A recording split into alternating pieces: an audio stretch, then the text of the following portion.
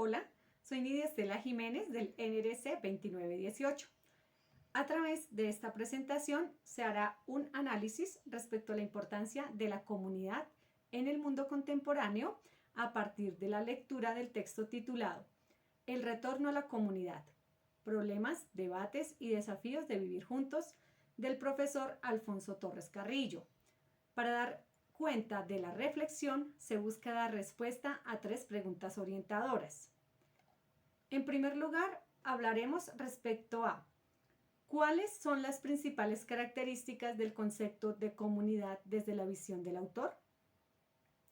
Según Alfonso Torres, existe una vastedad de usos que asumen los términos comunidad y comunitario, tanto en el lenguaje común y cotidiano de diferentes sectores de la población, como en el lenguaje de las políticas institucionales, gubernamentales o no,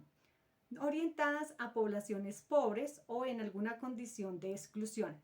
En el primer ámbito, la palabra comunidad se usa como sustantivo en expresiones como comunidad local, comunidad escolar, comunidad religiosa, entre otras, donde se pretende representar realidades evidentes. En el segundo caso se usa como adjetivo para calificar diferentes retóricas, políticas y acciones tales como desarrollo comunitario, participación comunitaria o educación comunitaria, adquiriendo un significado de estar destinado a grupos concretos de pobladores representados como comunidades objeto de sus intervenciones. Tal cantidad de acepciones referidas a la comunidad menciona Torres Carrillo que obedece a que circula fácilmente en diferentes contextos y es usada para nombrar diferentes realidades de la vida social porque remite a un significado positivo de unión, comunión, solidaridad y vecindad, y donde dicha palabra también transmite una sensación agradable, un sentimiento acogedor. De tal manera, la comunidad siempre es vista como buena, como cálida o acogedora, donde no hay extraños, todos somos conocidos y podemos contar con una buena voluntad mutua.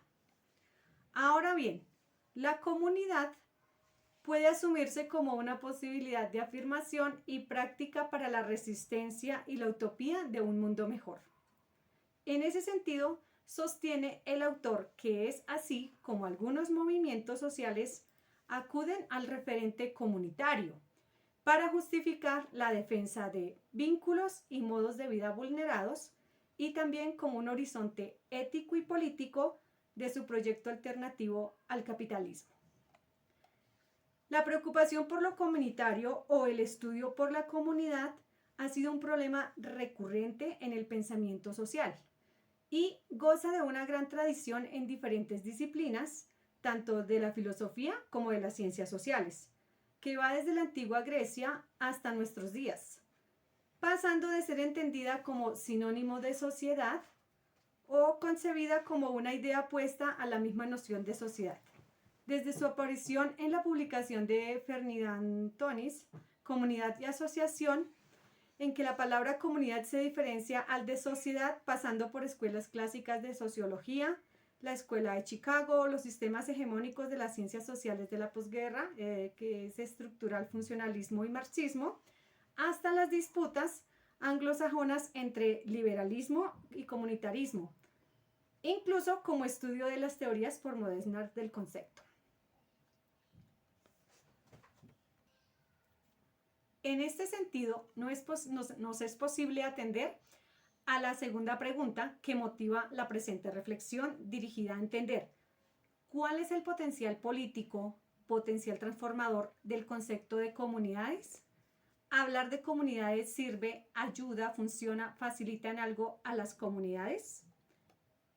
Aunque existe una extensa tradición y producción respecto al estudio de comunidad, sostiene Alfonso Torres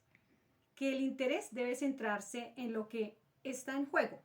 respecto a lo comunitario o lo que se denomina el síntoma comunitario, entendiéndose este como el estudio de la comunidad en tanto experiencia social emergente y como reflexión. Pero siguiendo al autor, dicho síntoma para el caso latinoamericano no debe asumirse como una novedad, sino como un referente de persistencia, emergencia y proliferación de diferentes expresiones de acción colectiva. De tal manera, en nuestra región, las prácticas de resistencia, movilización y propuestas frente a la imposición de la lógica mercantil en todas las esferas de la vida, la exacerbación de las diferentes formas de discriminación y la imposición de la democracia liberal como forma única de régimen político han visibilizado la presencia y la emergencia de otras racionalidades, vínculos, modos de vida, sentidos de pertenencia y luchas y proyectos de futuro de carácter comunitario. La defensa y la reivindicación de la comunidad, escasa en el discurso izquierdista convencional, hoy adquiere presencia a través de múltiples prácticas y expresiones culturales y políticas, desde las periferias, márgenes e intersticios del orden hegemónico. Es por ello que la resistencia, persistencia y emergencia de lo comunitario en diversos territorios, instituciones y prácticas indígenas, campesinas y populares de América Latina no puede interpretarse como un síntoma o ser curado, o una válvula de escape a las tensiones provocadas por la expansión de la racionalidad capitalista. Es más bien un desafío político a quienes pensamos y actuamos para que otros mundos sean posibles. Reconozcamos las potencias que allí están en juego.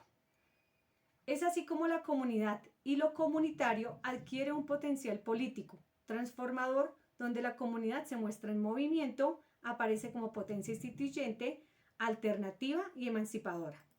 Este ha sido el perfil de la comunidad en la historia de Latinoamérica, donde es posible mencionar, a manera de ejemplo, la defensa, la presencia y proyección de la comunidad y lo comunitario en el caso de las rebeliones, revoluciones y levantamientos y movimientos indígenas y movimientos campesinos que han conmovido al continente desde la colonia hasta el siglo XXI. Por lo tanto, las naciones y los pueblos originarios, la comunidad no aparece como una añoranza de un paraíso perdido, ni como emocional deseo de restablecerlo, sino como la defensa de un modo de vida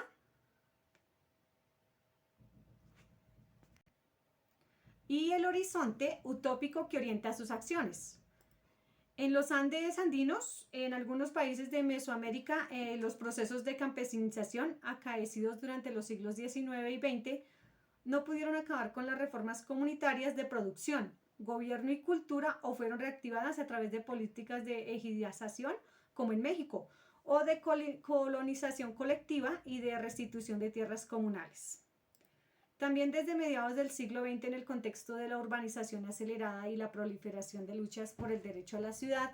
diversos procesos asociativos, populares y movimientos sociales reivindican lo comunitario como un referente valorativo y político central de su identidad y de sus reivindicaciones. Se evidencia así la pervivencia, la reivindicación de valores, instituciones y prácticas comunitarias por parte de los migrantes indígenas y campesinos en la conformación de barriadas y en el proceso de conciliación física y social. Además, en estas bases y expresiones y perspectivas comunitarias presentes en algunas luchas sociales, resulta importante destacar que los movimientos más consolidados han posibilitado la formación de intelectuales que procuran interpretar dichos procesos y brindar pistas en su encauzamiento desde una teorización propia de lo comunitario. Es posible mencionar a manera de ejemplos la idea de sistemas comunales, socialismo comunitario en Bolivia o comunalidad, entre otros los intelectuales indígenas de Oaxaca, México, o de la generalizada adjetivación de comunitarias en Colombia, o las diversas propuestas hechas por las organizaciones indígenas y populares, hechas por las que hoy también es una categoría central en la construcción del pensamiento crítico latinoamericano y en la construcción de alternativas viables de sociedad. Todos estos escenarios hacen que lo comunitario represente una construcción que va más allá de la individualidad de pertenecer a un grupo o la sumatoria de la subjetividad que constituyen un cuerpo colectivo, sino que acarrea una actitud, una intersubjetividad, que se gesta a partir del ser con otros, que una disposición filosófica que determina las condiciones existenciales para generar nuevas formas de vida alternativas a la hegemonía del sistema capitalista. Conforme a lo anterior, es posible introducirnos a un último interrogante que estructura el presente análisis buscando responder: ¿cuál es la importancia y el lugar del sujeto en la construcción de comunidades? A partir del autor, no debe plantearse una escisión entre el sujeto individual y sujeto comunitario, y determina que tampoco debe darse una separación entre el sujeto ético y político de la comunidad. De tal manera, debe establecerse una vinculación entre el sujeto referido y a la comunidad desde una posición de implicación, y sujeto referido a la comunidad desde una posición de exención. Así, tanto el sujeto como los pares con los que hace el vínculo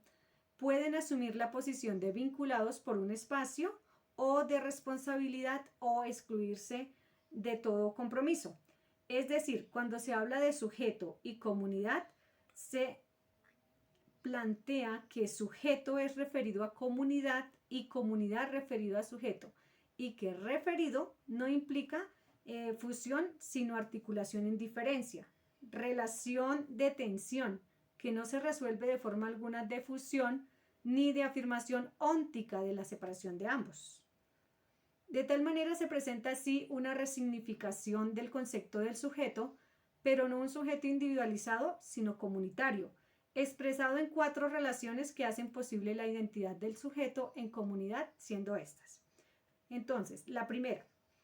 el sujeto realmente integrado en la perspectiva de comunitas, es el sujeto con la comunidad. Comunis es el nombre de su vínculo, pues se destaca de cada miembro y de la propia comunidad y se establece como espacio equidistante. Segundo,